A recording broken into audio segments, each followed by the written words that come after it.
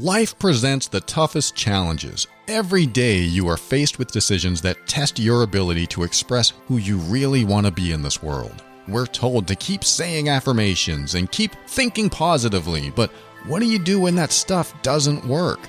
Welcome to the Overwhelmed Brain, where you'll learn to make decisions that are right for you so that you can create the life you want now.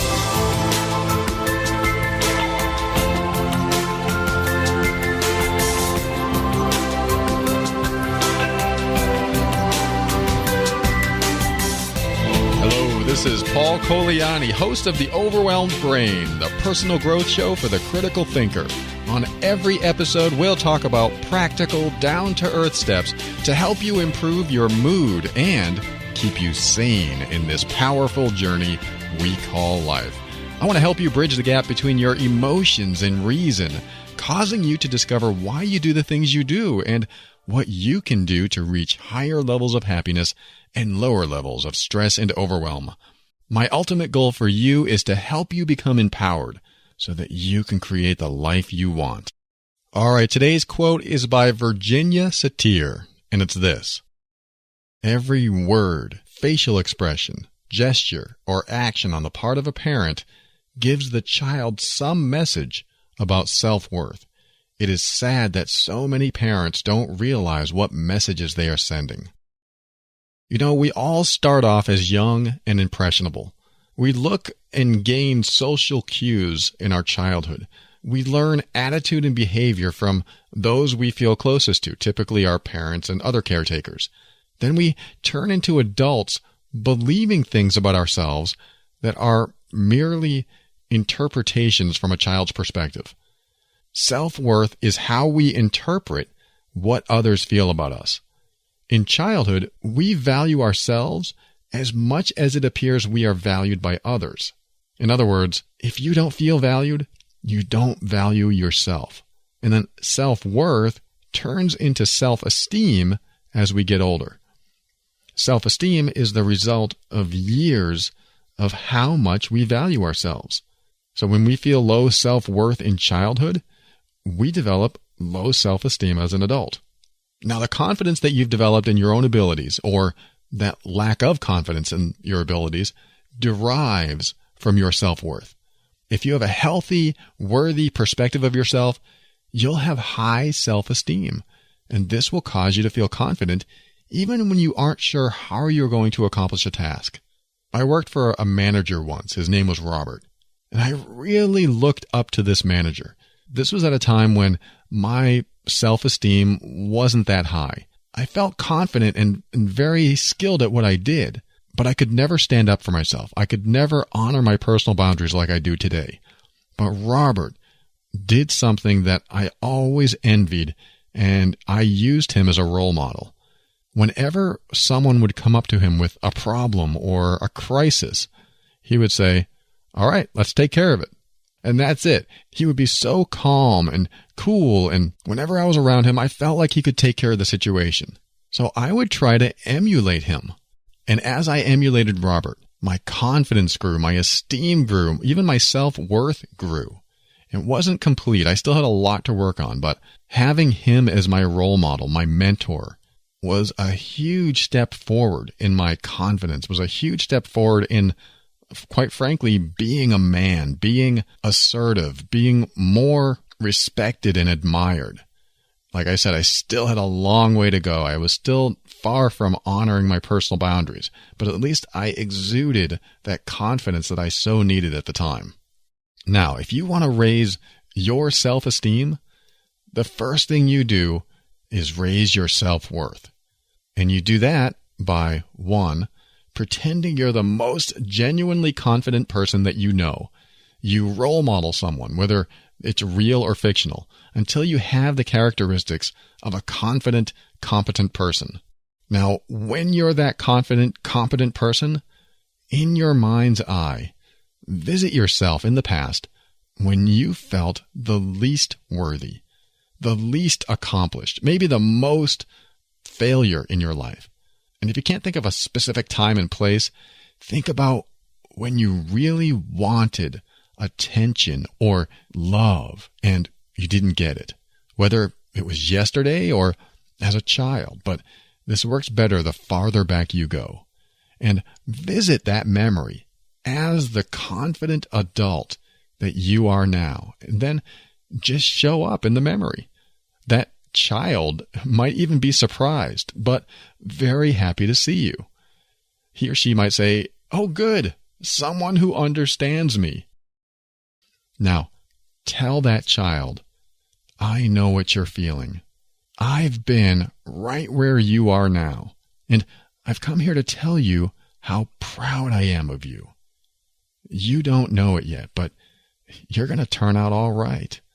Sure, there are some hard times ahead, and you may not be getting all the love and support and attention that you deserve, but always know that I am so proud of you, and I thank you for what you're going through to make our life possible.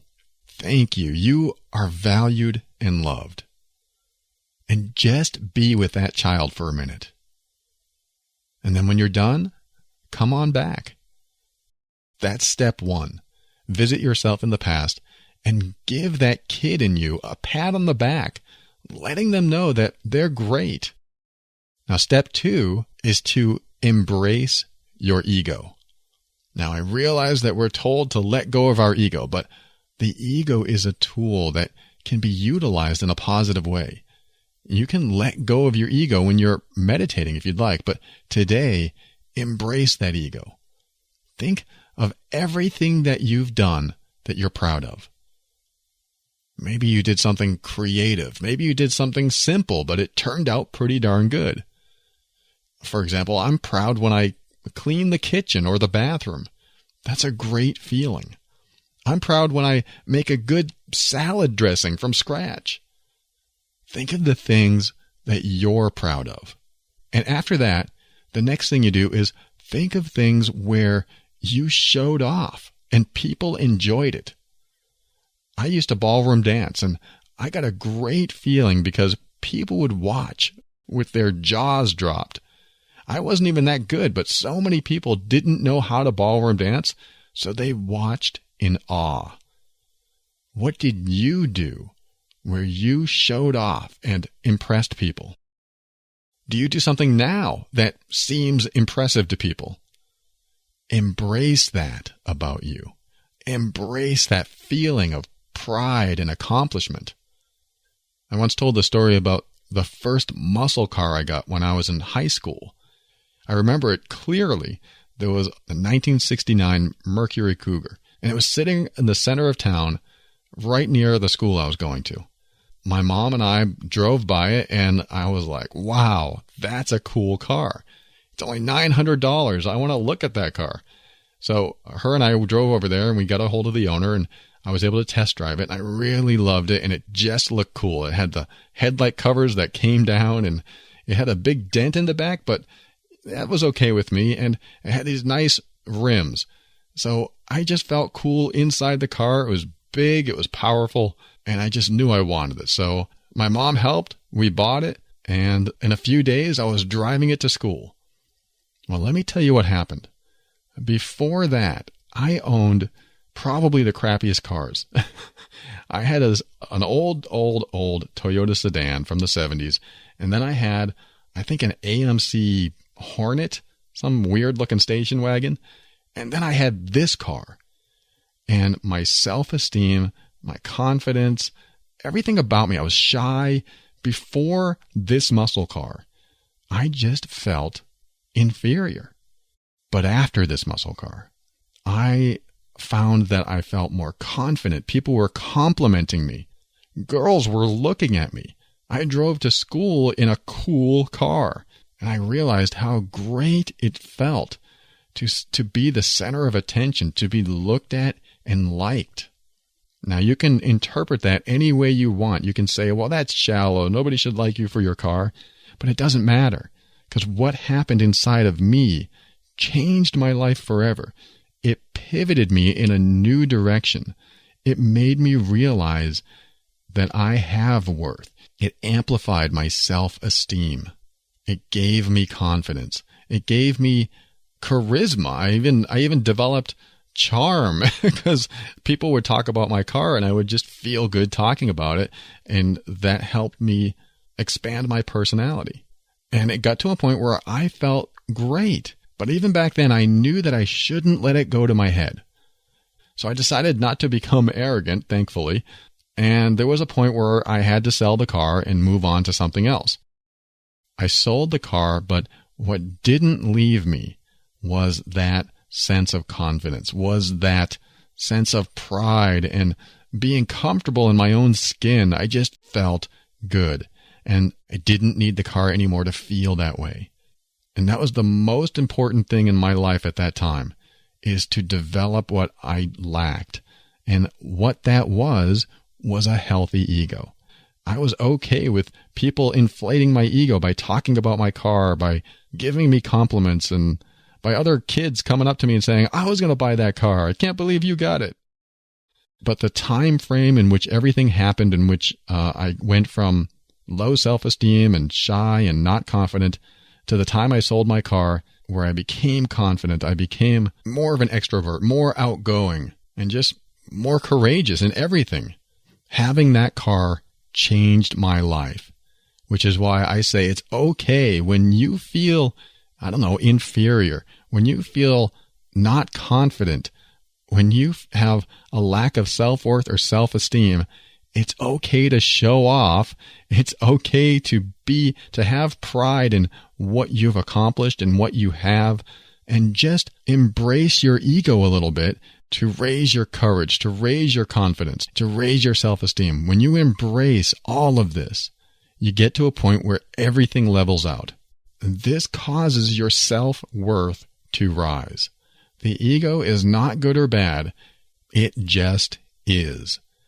It gets, quote, bad when you lose compassion for others.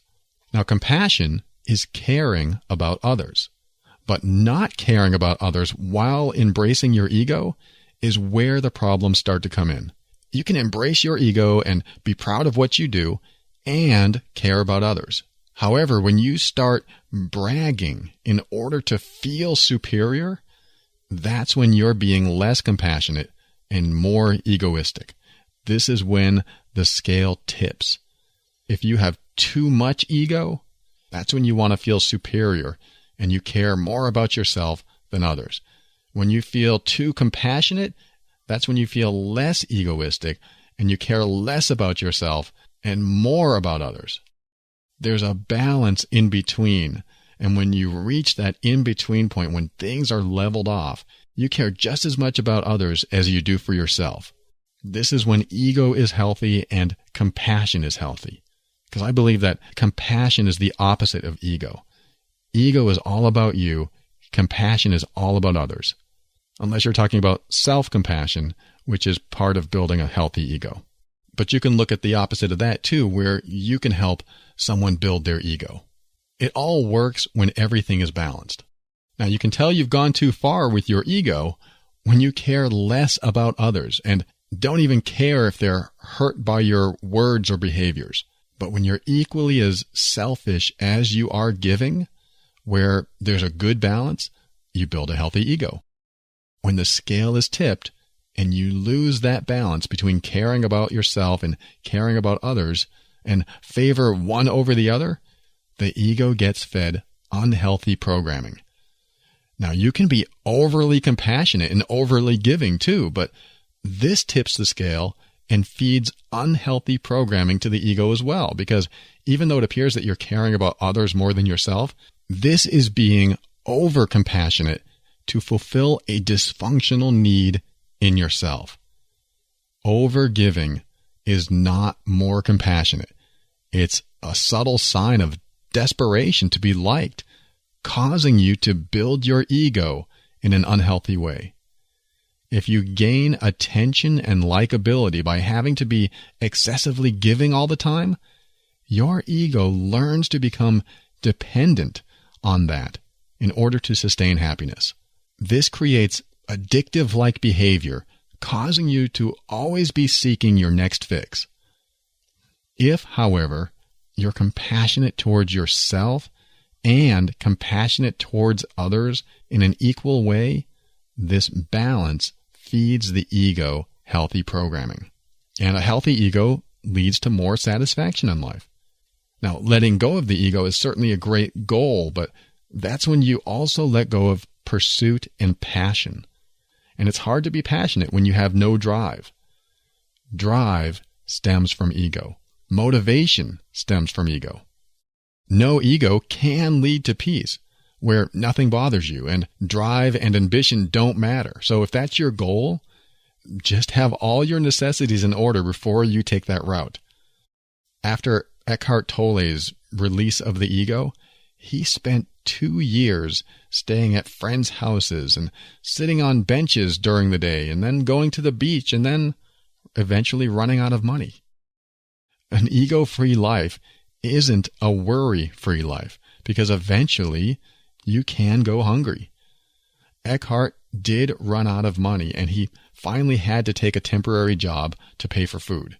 So dropping the ego is a healthy pursuit only if you're prepared for it. I tell you what, if you live in a big city and you have no friends, no support, and you decide to drop your ego, you might end up on the street or in the soup kitchen or getting help from someone. Again, I think pursuing an egoless life is a healthy pursuit as long as you're prepared for it and as long as you're willing to take the charity from others, because that's probably what will end up happening. But building a healthy ego allows you to keep your drive and your passion and your desires as long as they don't go overboard. It's that balance. It's not tipping the scale too much one way or too much the other way. So to close this segment up, build your ego by showing off a little, as long as it doesn't hurt anyone. Be proud of your accomplishments. I won't lie, I love getting fan mail from listeners whose lives have changed. It feels good to me. And this feeling is ego, even though it's mixed with compassion. Compassion and ego intertwined is healthy because you include you in your compassion and you include them in your ego. Whereas the more ego you have, the less proud or caring you are of others. Now, I read the quote I mentioned earlier as saying that we are somehow damaged when we interpret our role models' actions, words, facial expressions, and everything else they do as a dislike and disappointment in ourselves. When you become disappointed in yourself because you believe what other people say about you or misinterpret what they think about you, you lose self-worth and self-esteem. But when you're proud of yourself, no matter what others say, a healthy egoic pride, you stay motivated and positive. And I know that's not easy because we typically care about what others think of us. But that's why it's important to show off a little, to regain some of that healthy ego. When people congratulate you on something, don't say, it was nothing. Say, damn right, I feel pretty good about that. Or something close. Use your own words. So if you want to climb the mountain and meditate in a cave, then maybe your pursuit is dropping the ego. Maybe you do want to let go of that ego and just let go of the physical experience of being human. Or if you want to experience the totality of everything there is, allow the ego to thrive in a healthy way. Balance your compassion for others with your compassion for yourself. And compassion for yourself means honoring your boundaries and being true to yourself, being authentic, being genuine, being who you really are. And yes, that could involve being more honest than you've ever been. That's a decision that you can choose to make or not. Let's go to our next segment, Ask Paul.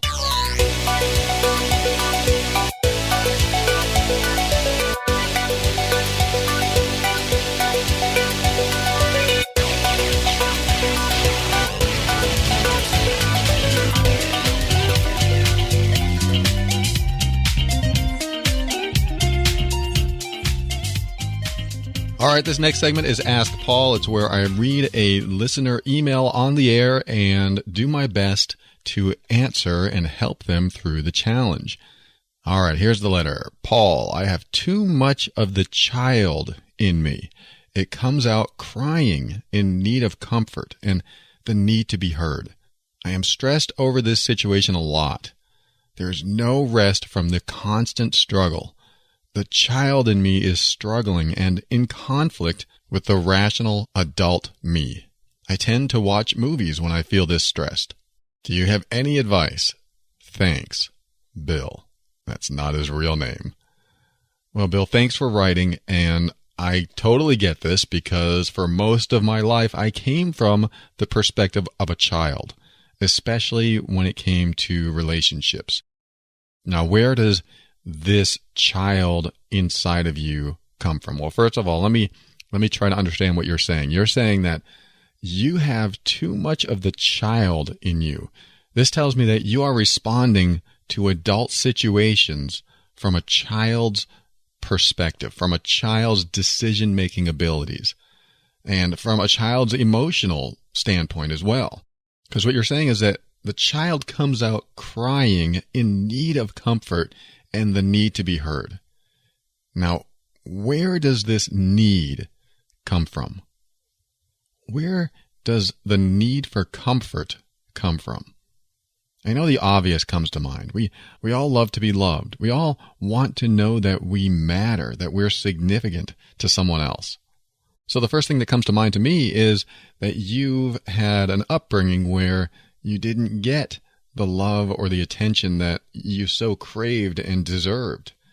And at that point, you created a belief that you weren't maybe lovable or you didn't deserve attention. You didn't feel significant. You didn't feel worthy.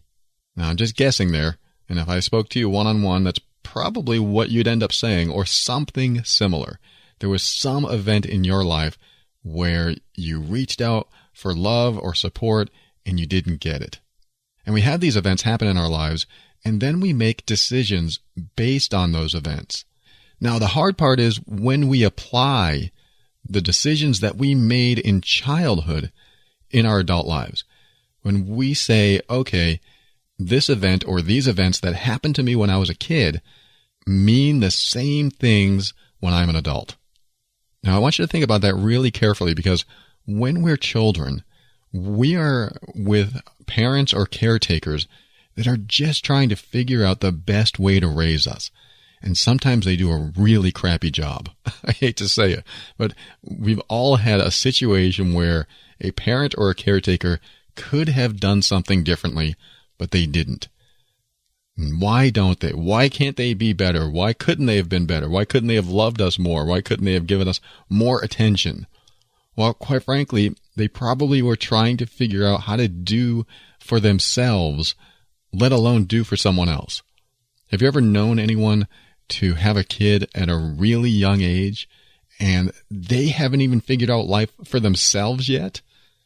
That was my mom. I think she was pregnant at 15. So she was around 16 when she had my sister. Now, what happens when you have a child so young is that you haven't figured out life for yourself yet. You haven't figured out what you want to do with your life, let alone go through any type of healing from your own past. So here we have parents having children at a very young age who haven't healed through some of the stuff that they went through in childhood, and now we have kids having kids. You've heard that term. There's nothing wrong with this. I'm not putting it down. I mean, there are situations that happen where young people have children.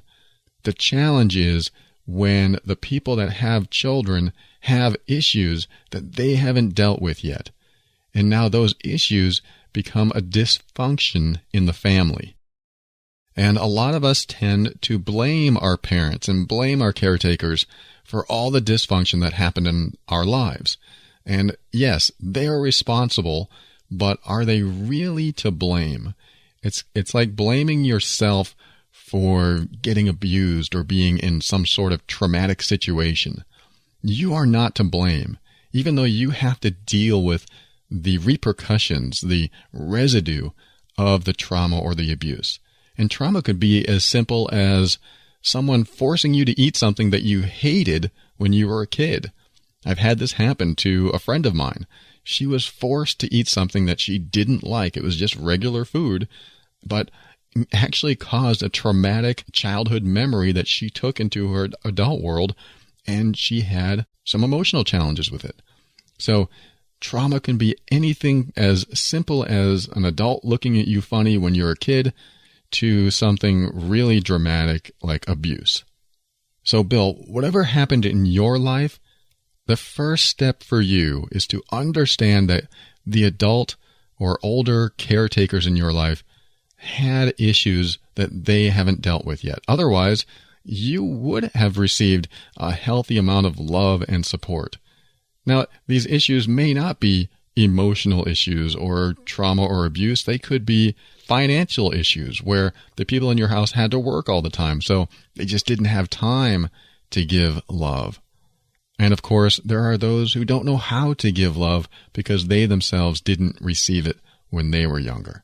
So I like to tell people that the very first huge step to take is to understand that when you have some sort of dysfunction, some sort of emotional baggage that you brought in from childhood, that the people taking care of you did the best they can with what they had.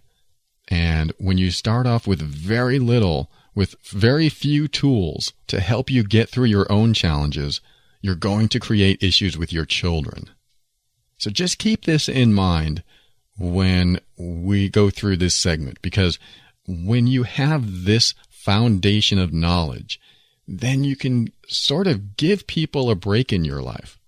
It doesn't excuse behavior. It just helps you come to terms that people deal with their own challenges in life in their own way. And if they don't have enough tools or someone there to mentor them or guide them through these challenges, they have to figure it out on their own. And sometimes they're not right. The methods they come up with aren't correct, or I shouldn't even say that. They just aren't healthy. They're not helpful to them or you. But where these tools come from, especially when you're making them up on your own, is from survival. Many people have this innate desire to survive, and this drives our behavior. And when we make decisions based on that very deep primal need of survival, we create situations that are not that healthy sometimes. So that's another thing to keep in mind, is when your parents or your caretakers were raising you, they were also making decisions based on their own survival. How do I survive this situation? How do I get through this situation? Just like children that have been through trauma or abuse, they ask themselves that question, but not in so many words. How can I get through this situation without dying? How can I get through the situation without pain? You know, that's something that I had to go through when I was a child, because my stepfather was yelling in the house and screaming and kicking and smashing things. And I always feared that he would break down my door and something bad would happen to me. So I came up with so many different beliefs and made so many decisions about how I was going to live my life from that point on. And this is probably something you did too as a kid. You made decisions and created belief systems about how you were going to live your life from that point on, from whatever events that occurred going forward.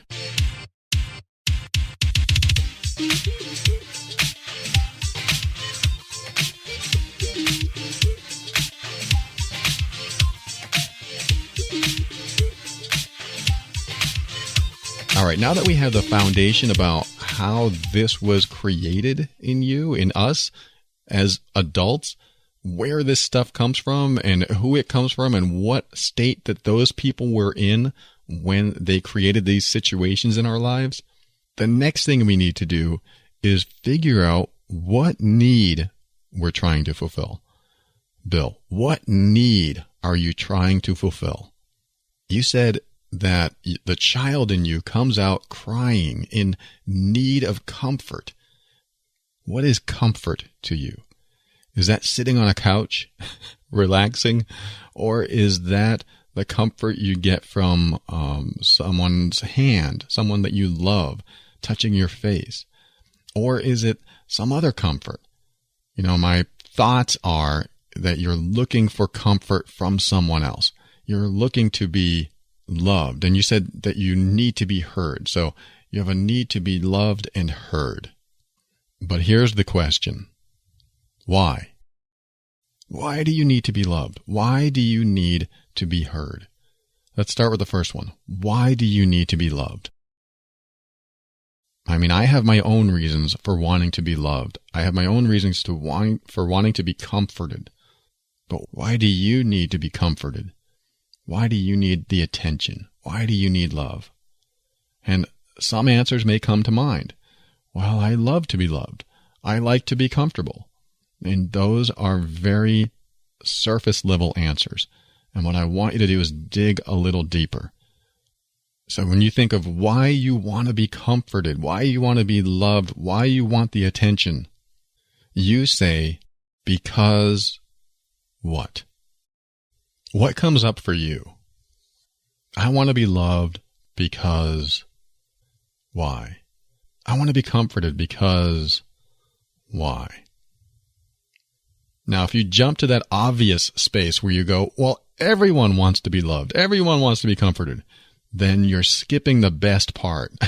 You're skipping the digging part about why you want to be loved and why you want to be comforted.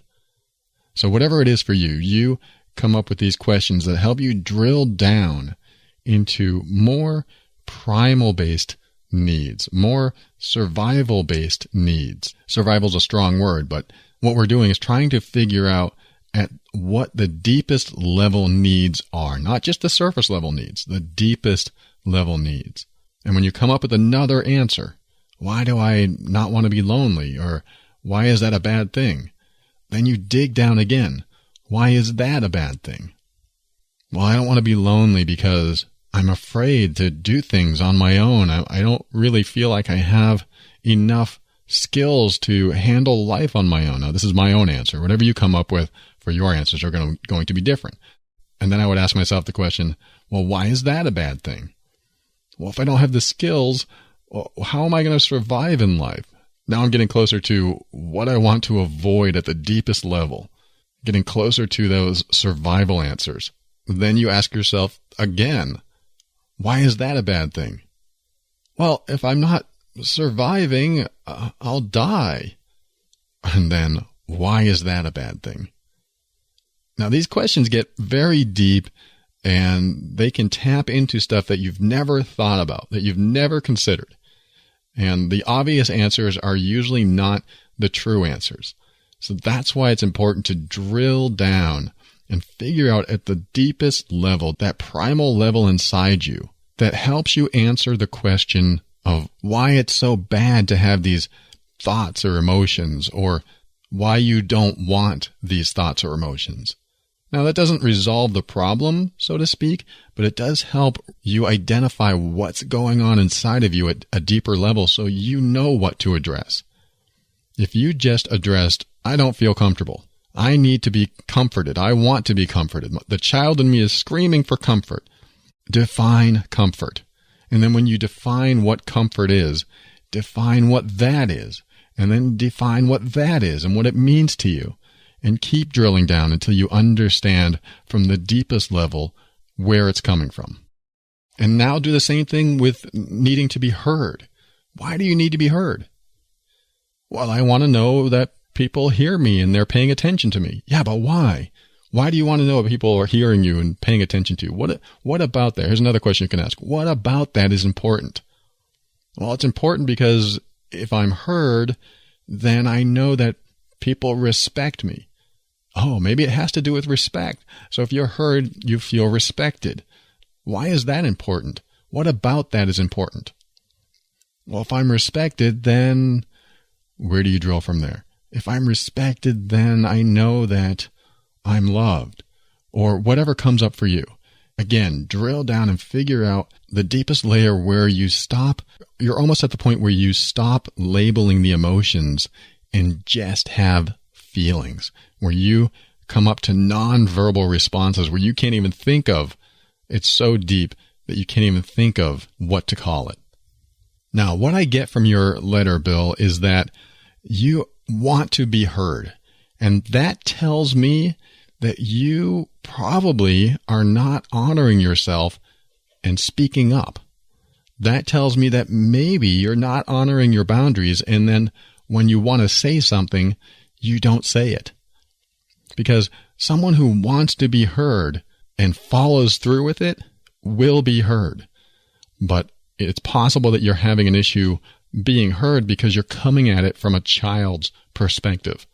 So when you come at it from a child's perspective and you're flailing your arms and you're in an emotional state and you're upset, it's going to be harder to be heard, because when you try to have an adult conversation and you're the child in the conversation, the adult's either going to talk down to you and you're going to feel belittled, you're going to feel like a child, or they're not going to take you seriously because a child's brain isn't fully developed. So why would I listen to you? Or something else. They're going to make a decision in their mind that you are probably not going to say things that are important to them. I mean, you've seen people flip out before, right?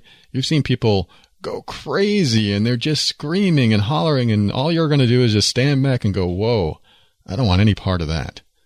So what do? You said there's a conflict between the adult in you and the child in you. This is what I want you to do. I want you to talk to that child inside of you and tell him, I got this. Just tell him that. I got this. When there's a situation that comes up, when you feel that the child needs to take over, step in as the adult and say, I got this. That's all you have to do. Because that child is seeking structure. That child is seeking someone who can step in and run the show. And you don't want your child running the show, not all the time. Maybe when you're playing, that's fun. But when there's a serious situation and your emotions get involved or other things get involved that you need an adult presence, step in. And you may have to role model. You may have to impersonate someone that has the level of confidence that you admire, whether that person is fictional or not. Role model or emulate someone that has the characteristics that you want, that you need, that can step in and say, I got this, don't worry. I mean, how often have you wanted that in your life, where somebody comes in and saves the day and says, I'll take care of this? That's what you need to be for yourself. So when you say you have a need to be heard, then either you're not saying things that you want to say, which is not honoring your personal boundaries, or when you do say things, they come from that child's belief system. They come from that child's perspective. So this really involves no thought at all. Your only thought is stepping in and being that adult. Just step in. What happens typically is that we step in with fear. Fear is the child's perspective. How do you lose the fear? Besides emulating someone that you know has confidence, like a character in a movie, I've done that before. I've emulated the Terminator, who has no emotion and walked into places and felt confident, like impervious to pain, impervious to anything that happens. And that made me feel good. I just stepped into that person. I stepped into that role. Who it is for you, you'll have to define for yourself. But if fear kicks in, that's when you drill down again and you say, what am I afraid of? What am I afraid of if I speak up? What's the worst that could happen? Take yourself to the worst case scenario if you have to. What's the worst that could happen if I'm heard? What's the worst that could happen if I speak up and say what's really on my mind? Will I lose this relationship? Will I lose my job? Will I lose friends or family? I tell you what you will lose when you are unable to speak up for yourself over and over again. You'll lose respect, you'll lose integrity, and you'll lose confidence, and probably a few other things. So think about the fear you have about being heard. Think about the fear that comes up for you when it's time to say what's really on your mind. Now, here's what I had to go through. I had to accept, when I was in your situation where I was afraid to speak what was on my mind, I had to accept that I might say something that's wrong, and that's okay. I might sound like an idiot, and that's okay.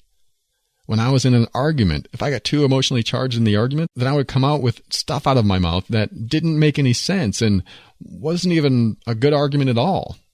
So in a sense, I would lose arguments because I would jump into a fear mode. So what I had to do is figure out what I was afraid of. What would happen if somebody saw through me? What would happen if I spoke wrong and I gave the wrong answer? Then I went through the drill down process. Well, somebody might think I'm stupid. Okay, somebody thinks you're stupid. How is that a problem? Well, I don't want people to think I'm stupid. Yeah, but how is it a problem? Well, if they think I'm stupid, then they may not want me around. Okay, so they don't want you around. How is that a problem? It's another question I love to ask. How is that a problem? And when you drill down more and more from that, then you'll understand where the deepest level fears are beginning and why they're beginning. And let other thoughts come to mind, like times in the past that you felt afraid to speak up, or when you spoke up, you were chastised or looked at funny or whatever. The point is, you have to come to a place of full confidence in what you're saying, even if you're wrong. Because you can always say, whoops, what I said was wrong. My bad. It's easy just to say, oh, I thought I was right about that, but I guess I was wrong. So what? When there's something on your mind, when there's an emotion that needs to be expressed or a thought that needs to be expressed, and you follow through and express it, you are pushing through the fear. I don't teach that often, but when you push through the fear, you realize that you survived. When you survive the challenges, the hard stuff in life, everything else becomes easier. Everything above that becomes easier. There are still harder challenges out there, but that's why I like to go through the worst case scenario. What's the worst possible thing that could happen? Well, you might just go, well, they might punch me in the face, or I might die. And then I ask, what's worse than that? Can you come up with something even worse than that? Well, I might end up in the hospital and I might lose feelings in my legs and arms. I mean, there could be all kinds of situations that will come up. And then you ask, yeah, but is that really going to happen? And at all the times in my past, has that ever happened? Well, it may have, but if you always go to that, what's worse than that question, then it makes everything else seem just a little easier. I've had to come to an acceptance in my own life that when I honor my personal boundaries, I may not be right about what I'm saying, but I'm honoring myself for saying it. It's like the day I got a raise and a promotion at a job I was at in 2009. They were so happy to give me this raise and then this promotion, and they just saw it as a great gift to me. It was also a thank you for doing a great job. So I saw the raise and I saw the promotion and I was like, wow, this is probably the lowest raise I've ever gotten in my life. I didn't say that to them, but I was at a moment of decision where I could honor myself and speak up because I had a need to be heard. And why did I want to be heard? That's always a question. Why do I want to be heard? What do I want to say right now? Well, why I wanted to be heard was because I felt disrespected. I felt like, yes, they're giving me a raise. Yes, they're giving me a promotion, but I still felt like they didn't see my value.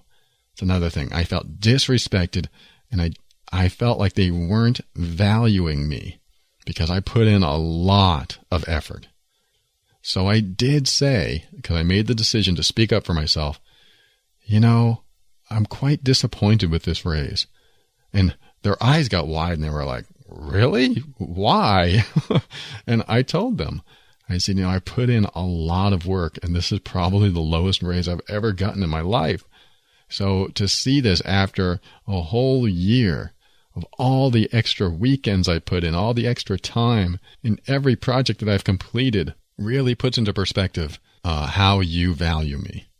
And again, they were just shocked because they probably never had someone talk like this after giving them a raise and a promotion. But I said, I'm not going to leave. I'm not going to quit or anything like that. Not now, but I do have to think about this. But I do appreciate you doing this. I see that you value me enough to give me any sort of raise or any sort of promotion.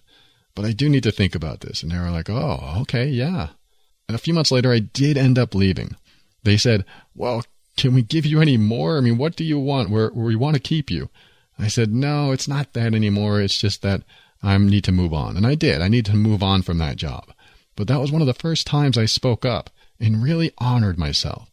And I tell you what, the first time you do that, when you really want to do it, feels pretty damn good. Because you walk out of there going, wow, I respected myself. I honored myself. You know what a good feeling of honoring yourself is? That's what I want you to do, Bill. One of the first major steps in healing from any sort of childhood traumas or childhood belief systems that you brought into the adult world is to start honoring what you're really thinking and what you're really feeling. And you can start this by doing little things, by saying little things that are on your mind. And it's sort of self-therapy because you're going to receive some flack every now and then. But what you'll notice is that when you start honoring yourself, people will be sort of surprised and respectful of you. You're going to earn more respect, more dignity, and more admiration. I don't know if you're looking for admiration, but it's a pretty good feeling when you get it. And when that happens, you start building your self-worth and your self-esteem. You start rebuilding your self-worth and creating more self-esteem inside of you. And this solves a lot of problems. Start honoring yourself by expressing yourself, even if you're afraid. Even if you're afraid to get fired, even if you're afraid to lose the relationship, what's on your mind? Use common sense, but there are times that you've been in that you wanted to say something, but you decided not to because you were afraid of what the consequence would bring. I decided a while back that when I was working for someone, I was going to be honest with them, even if it cost me my job, because that's how important it was to keep my dignity and respect myself. That's the place I want you to get to, is to move through and push through the fear and honor yourself. Speak up, and you will be heard.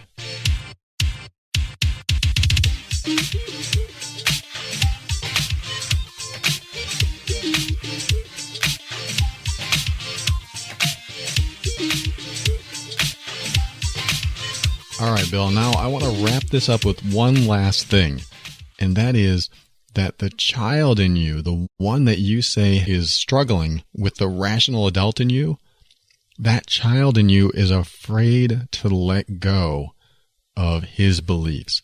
He's afraid to let go of what's worked for him in the past, but doesn't work anymore. And so what do? How do you get beyond that? Well, one of the things you do is do something different. If you've always reacted and responded to things the same way, do something different.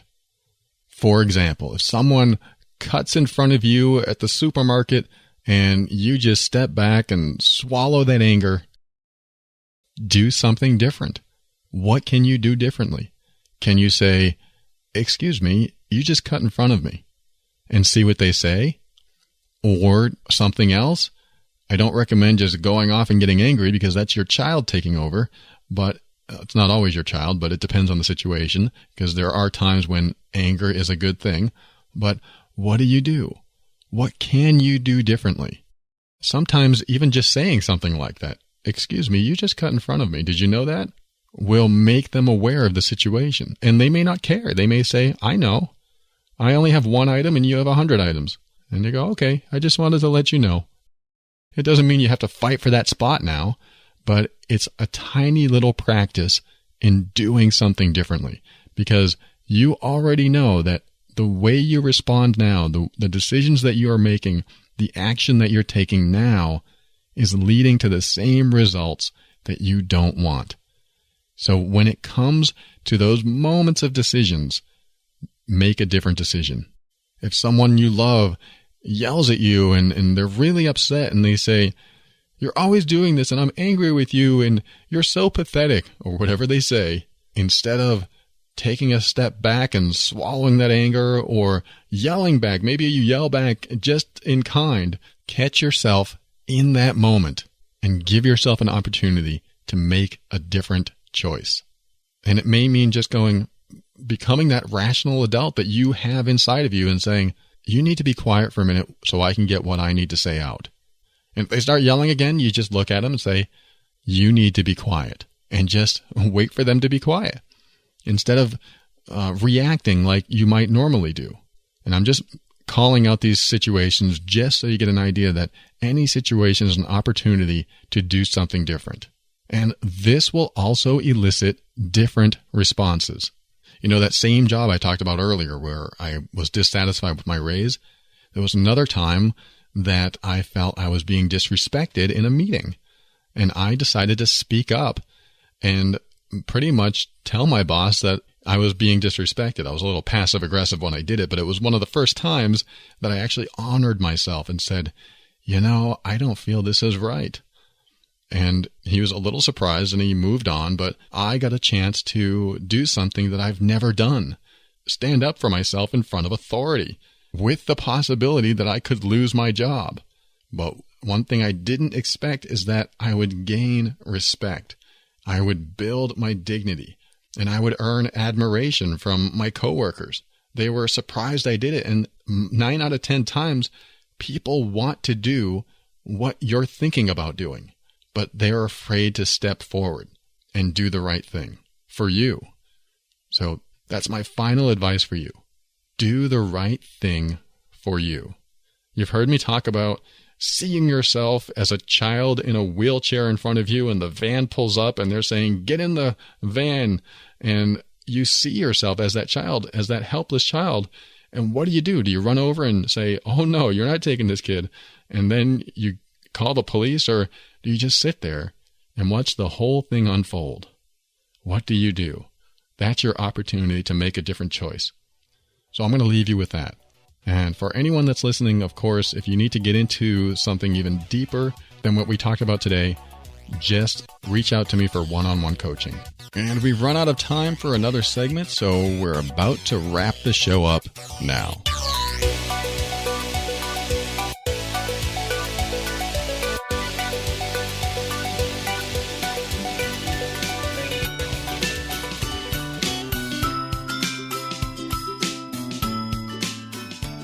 Thank you for listening to another episode of The Overwhelmed Brain. And to close the show today, I want to talk about your values. I have a values worksheet that a lot of people are getting into and really digging. And what it does is it helps you to understand what drives your behavior. Now, when I talked about the email today that I received from that listener that I called Bill, I would like to ask him in person, what is driving your behavior? And of course, he might say, I don't know, or he might know. But when you figure out what's most important to you in the areas of life that you want to work on, for example, relationships, what's most important to you about your relationships and having a relationship, then you know what's driving your behavior way down at that subconscious level. So if you came up with a list of values for what it takes to have a happy and fulfilling relationship, you might come up with, we must have similar interests or hobbies. We must both like holding hands everywhere we go. We must both be on a financial path to success. Or how about we like the same types of movies? Or how about something deeper like, I want to feel safe in my relationship. When you come up with what's most important to you about a relationship or any area in life, what's important to you about a career, what's important to you about your own personal growth and well-being or your health, then you find out what is really driving you. And if those values aren't driving you, then you also find out that you're not in alignment with what you value most, if that makes sense. So for example, if you value safety most of all in a relationship, it's probably because you haven't felt safe in relationships before. So now safety becomes your top priority, your top value in relationships. And if you can't get it, you can't be happy. you can't be satisfied. So that's what drives your decisions. That's what drives your behavior when it comes to relationships. So when you meet someone who you don't feel safe with, but everything else is great, but because your top value in a relationship, or one of your top values, is safety, you'll never have the satisfying relationship that you want to have. But if you meet someone that is okay in a lot of areas, but makes you feel safer than any other relationship before that, and you just feel so comfortable and trusting with this person, then guess what? It amplifies everything else about the relationship. Everything else about the relationship becomes better. You become more satisfied, more happy, and it's likely to last a lot longer or indefinitely, giving you peace of mind and the love and sharing that maybe you want in a relationship. So if you found that great-looking person, but they don't make you feel safe, that's a problem. But if you found that okay-looking person, but they make you feel safer than anything, they're going to look damn good. I hope that makes sense and didn't offend anyone. But values work for any area in your life. For the person who wrote the letter on today's episode, I ask you this: what area of life are you having the most trouble? Is it relationships? Is it your career? Is it your health? My thought is that it's in your relationships, because you're looking for that comfort. You have a need to be heard. You have a need to be comforted and wanted and loved, perhaps. And are those needs being fulfilled? Well, we talked about that, but the question is, what is driving those needs? What is most important to you about relationships? So I'd recommend get the values worksheet. It's on my website, theoverwhelmedbrain.com. Just click on books and worksheets and you'll find it there. I'm not trying to sell you on that. I'm saying this because I know it works. And once you know what your values are, you'll understand what direction you need to go. You'll understand what is motivating you. Now, does this mean you have to keep what you value most? Does this mean that your values never change? No, they change a lot, actually, throughout life, depending on your situation. In fact, if we talk about the value of safety in relationships, if you are already meeting that value of safety, then that's not going to be what drives you anymore, because it already exists. So if the person you're with and have been with for a long time doesn't make you feel unsafe, then that's not something that you're going to need in your highest values of a relationship. You'll probably be looking for other things because safety is already fulfilled, and therefore it doesn't have to be thought about as being important. Even though it is important, it's not something that drives you anymore because you already have it. So that's what I want you to do, is think about what's most important in your life, whether you get the values worksheet or not, and make a list. Make a list of what's most important in any major area of life, and then put the most important at the top and the least important at the bottom, and narrow them down to about 5 or 10. And then when you have that list, you'll know what drives your behavior. You'll know what motivates you. And just knowing is one step closer to getting. It's one step closer to healing. And with that, open your mind and step into your power and be firm in your decisions and actions so that you can create the life you want. Always take steps to grow and evolve. You are powerful beyond measure. And above all, and this is something I absolutely know to be true about you, you are amazing.